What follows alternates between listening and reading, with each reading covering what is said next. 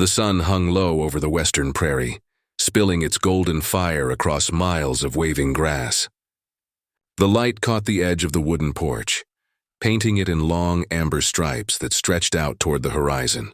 A faint breeze whispered through the cottonwoods, carrying the scent of dry earth and wild sage. Samuel Hayes sat on the porch steps, his elbows resting on his knees, the brim of his old hat turning slowly in his calloused hands. He wasn't a man given to many words, but there was a weight in the air that evening that made silence feel heavy. The day's work was done, the cattle were penned, the tools put away, and yet something inside him felt unfinished. Behind him, the screen door creaked. "Mind if I sit a spell?" asked a soft voice. He turned slightly. Clara stood there, her apron untied, a few loose strands of hair catching the sunset. Her eyes still held that same spark they'd had when he'd first met her 15 years ago, though life had dulled its edges with dust, worry, and the slow grind of the land. He nodded toward the step beside him. "Always room for you, darling." She sat down, folding her hands in her lap. For a while they said nothing, just watched the last light sink into the hills. The prairie stretched endlessly before them, gold fading to rose, rose fading to blue. The wind hummed softly, almost like it was breathing along with them. "Seems quieter tonight," she said at last. "Storm's gone," Samuel replied. "Air always feels different after a hard blow." She looked out toward the fence line, where a few broken rails still waited to be mended. "You'll be fixing that tomorrow, I suppose." He chuckled under his breath. "You suppose right. Fence never waits on a man." They shared a small smile, the kind that belonged to people who'd known each other's hearts long enough that words were often unnecessary. After a moment, Clara spoke again, her tone thoughtful. "You ever think about going somewhere else, Sam? Someplace where the wind doesn't tear through every corner of your life?" He took a deep breath. The question lingered between them, quiet and heavy as dust. "Sometimes," he admitted, "but I reckon I wouldn't know what to do with myself anywhere else. Prairie's got me tangled in its roots." She nodded slowly, but her gaze didn't leave the horizon. "I used to dream of the coast," she said. "Water stretching out farther than any land could reach. But dreams change, don't they?" He looked at her, studying the lines time had etched at the corners of her eyes. "They change, yeah," he said softly. "But not all of them die." She turned then, met his gaze, and the sunset seemed to deepen its color around them. "You still dream, Sam?" He hesitated, then smiled faintly. "Only of you." Her laugh was quiet, almost a sigh. "You always were a liar," she teased gently. He grinned. "Maybe, but I've got good reason." The light faded further, shadows stretching long and thin across the porch. Somewhere out in the pasture, a lone coyote called, its cry thin against the vastness of the open sky. The world felt endless and small all at once, like time itself had paused to listen. Clara leaned back on her palms, eyes closed. "You remember the first night we sat out here?" He did. He remembered the stars clearer than he remembered yesterday. "I just built this porch," he said. "Still smelled of pine. And you brought me coffee in that blue tin cup," she said, smiling at the memory. "You told me this land would be our forever home." He looked down at his hands. "I meant it. I know you did," she said softly. "And maybe it was." He frowned slightly. "What you mean by that?" She didn't answer right away. Her voice came low, thoughtful. "Just that forever don't always mean the same thing it used to. Sometimes it's just the time we get." He looked at her then, really looked, at the tired strength in her eyes, the quiet ache in her tone, and for a moment the wind felt colder than it should have. "Clara," he said gently. "Something you're not telling me?" She shook her head, forcing a small smile. "No, just thinking. That's all." He studied her face for a long while, then finally leaned back too, letting the boards creak under his weight. "You think too much, woman." "Somebody's got to," she said, half teasing. They fell quiet again. The last rays of light faded into indigo, and a thin silver of moon rose over the far ridge.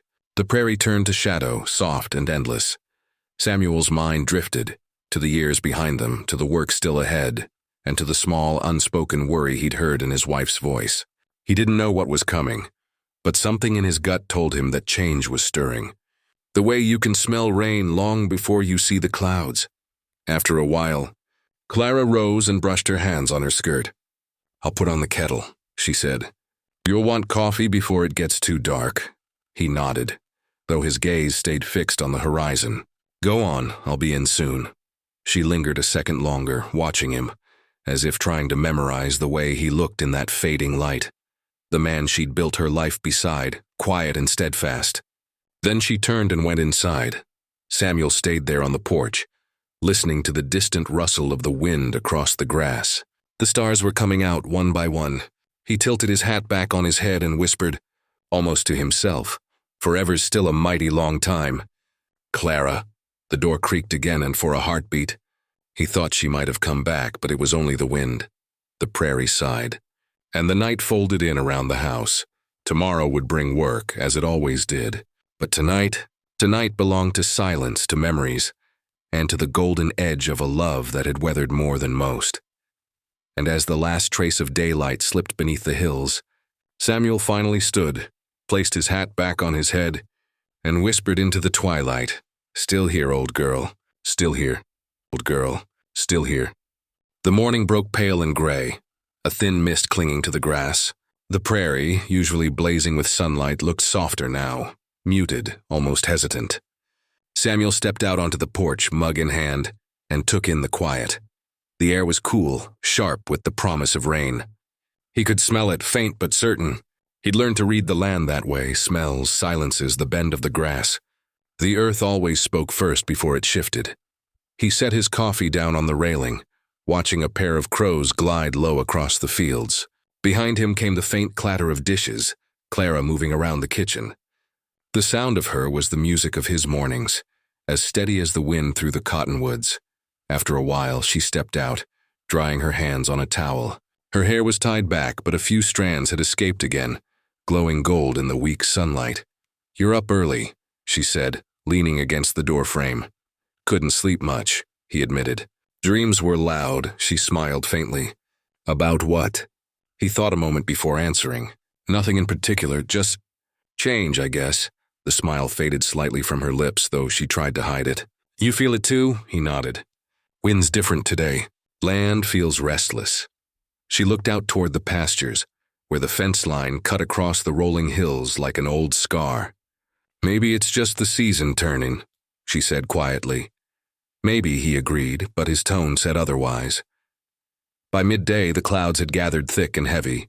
Samuel hitched the wagon and rode down to the north pasture where a section of the fence had given way during last week's storm. The wood creaked under his hands as he lifted it, and each hammer strike rang through the open air like the ticking of a clock. He worked slow, steady, the way his father had taught him. Every board, every nail, a promise to the land and to Clara. But as the day wore on, he found his mind drifting. He kept hearing her words from the night before. Forever don't always mean the same thing it used to. What had she meant? When he looked toward the house in the distance, a flicker of unease twisted in his gut. Back home, Clara sat at the kitchen table, an unopened letter resting near her elbow. The handwriting was unfamiliar, neat from back east. It had come 2 days ago, and she'd kept it hidden, unsure of what to do. The return address read St. Louis Mercy Hospital. Her fingers trembled as she picked it up again. She hadn't wanted to believe it, hadn't wanted to make it real. But the words inside had carved a truth too sharp to ignore. The doctor's tone had been gentle, but final. Her illness, the one she'd been quietly fighting, hoping it was just fatigue or nerves or the weather, was not one the prairie could cure. She set the letter down, closing her eyes. A part of her wanted to tell Sam, but another part couldn't bear to. Not yet. He'd spent his whole life fighting storms. She didn't want to become another one. So she folded the letter, slid it into the drawer beneath the table, and pressed her hand over her heart, whispering to herself, "Not yet. Not till I have to." When Samuel returned that evening, dust clinging to his boots and shoulders, Clara was sitting on the porch again, her shawl wrapped tight around her. He stopped a few steps short, studying her in the dim light. "You all right?" She smiled. "Just watching the sky," he followed her gaze. The clouds had broken apart and the sunset spilled through, deep orange and red like fire beneath the heavens. "Reckon that's a good sign," he said softly. She nodded. "Maybe so." He set down his tools and sat beside her, the boards creaking under their combined weight. For a long while they didn't speak. The air between them was thick with things unsaid. "You've been quiet," he finally said. She turned toward him. "So have you," he smiled a little. "Guess we're both thinking too hard." She looked down at her hands. "Sam, you ever wonder if we did enough?" He frowned. "Enough? With this life, this ranch, all the years," he leaned back, thoughtful. "Don't reckon life's about doing enough. It's about doing what you can." She smiled faintly, eyes glistening in the fading light. "You always make it sound so simple." "It is," he said. "We just make it hard." Her hand brushed his, light as a feather. He turned his palm upward and held hers, feeling how fragile it had become. "Sam," she said after a pause, her voice low, "if something were to happen to me—" He stopped her with a shake of his head. "Don't you start that, I'm serious, so am I," he said firmly. "Nothing's gonna happen. You're tougher than this whole damn land." She looked at him then, eyes full of both love and sorrow. "You can't fix everything with grit and will, Sam." He wanted to argue, but the look on her face silenced him. She wasn't speaking about fences or storms anymore. The wind shifted, cool and restless. Somewhere out in the dark, thunder murmured like a warning. He squeezed her hand tighter. "Whatever comes," he said, "we face it same as always. Together." She nodded, though her eyes drifted toward the horizon, where lightning flickered faintly in the distance. "Together," she echoed. That night the storm rolled in. Rain hammered the roof, wind howled through the trees, and the house groaned against the force of it. Samuel got up several times, checking the windows, the doors, the animals in the barn.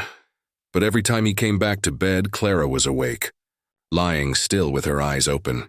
He could feel it now, the unspoken truth hanging between them, as real and cold as the rain outside. He lay beside her in the dark, his hand finding hers under the quilt. Neither spoke. Words wouldn't have done any good. When the thunder finally faded, and the wind gave way to silence, he whispered into the dark, "We'll see the sunrise. Clara, you and me." She smiled faintly, though he couldn't see it. Her voice came soft as breath. "I hope so, Sam. I surely do." Outside, the rain slowed to a whisper, dripping from the eaves. The prairie slept uneasy beneath the storm's shadow. And as the first pale light of dawn crept across the sky, Samuel held her hand still, unaware that before long the wind would change again. And this quiet life of theirs would never be the same. Life of theirs would never be the same. The days that followed the storm carried a strange stillness. The prairie, rinsed clean by rain, shone bright and green beneath a gentler sun. The cattle grazed in silence. The air smelled of wet earth, and every morning began with the same quiet rituals: coffee, chores, and Clara sitting by the window with a faraway look in her eyes. Samuel noticed the change but didn't press. He'd learned long ago that some truths needed time to step out of the shadows. Still, a heaviness hung in his chest that he couldn't shake. One morning he came in from the barn to find her at the table, a small letter folded neatly beside her cup.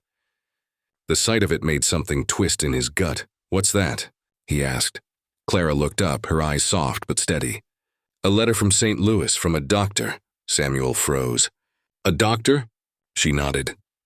"Been meaning to tell you, but I didn't want to worry you till I knew for sure." He sat down across from her, the floor creaking under his boots. "Clara, what are you saying?" She reached for his hand, her fingers cool against his. "It's my heart, Sam. Been slowing down on me.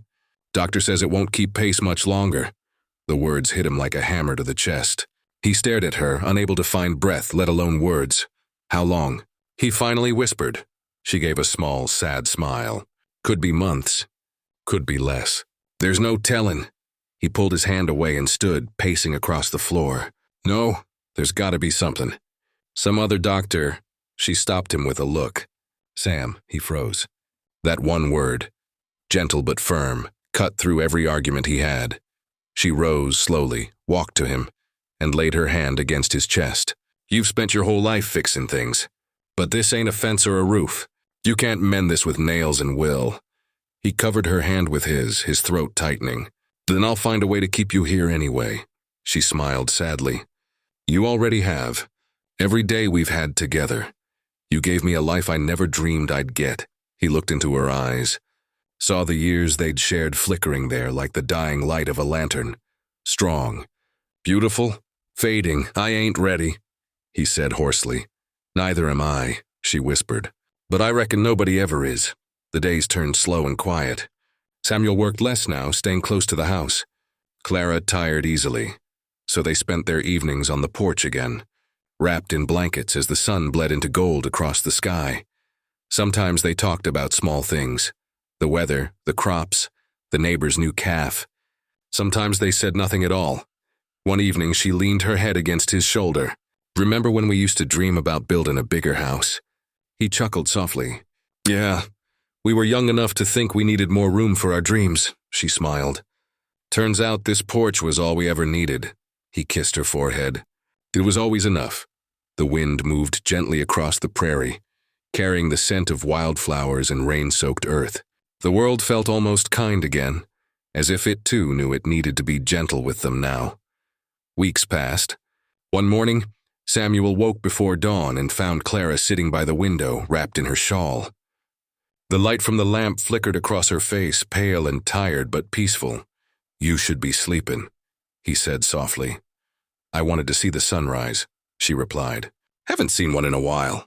He helped her out to the porch, moving slow. The horizon was still dark, a thin line of orange breaking through.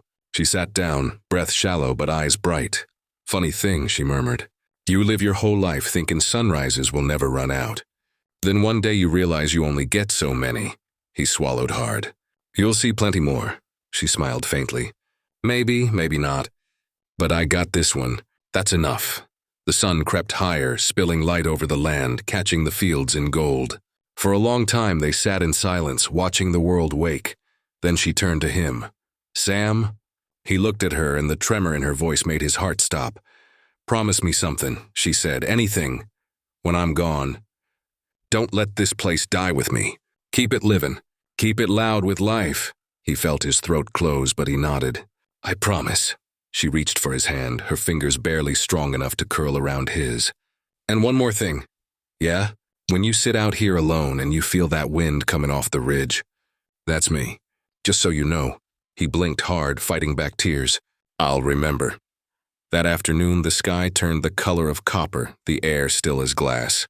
Samuel was in the barn when he heard her call, faint, almost lost in the hum of the wind. He ran. She was lying on the porch, her shawl slipping from her shoulders, eyes turned toward the horizon. He fell to his knees beside her. Clara. She smiled weakly. Don't cry, Sam, look. Look at the sky, he did. The sun was setting in a blaze of crimson and gold, the kind of sunset that made the world feel eternal. Beautiful, she whispered. He held her hand tight, his heart breaking with every breath she took. Stay with me, he begged. I am, she said softly, always. Her eyes fluttered closed and her hand grew still. Samuel stayed there long after the sun was gone, holding her as the stars crept out one by one. The night grew cold, but he didn't move. The wind came down off Prairie Ridge, slow and gentle, brushing against his face like a whisper. And in that moment, he could have sworn he heard her voice, soft, steady, eternal, riding the wind. Still here, old man. Still here. The seasons turned. The grass grew tall again. The fences stood firm and life went on. But every evening, as the sun dipped low, Samuel sat on that same porch, hat resting on his knee, eyes fixed on the horizon. Sometimes he spoke aloud, telling her about the calves, the neighbors, the weather. Other times he just sat in silence, letting the wind do the talking. And though the world moved forward, the porch remained their place, the space between what was and what still lingered. On the last evening of summer, he sat there again, watching the prairie fade into gold, and whispered into the wind, "Forever's still a mighty long time. Clara, but I reckon I'll wait." The breeze stirred soft and sure, and he smiled through the tears, because in the hush of that vast land, he could feel her there, in the rustle of grass, in the sigh of the wind, and in the fading light over Prairie Ridge.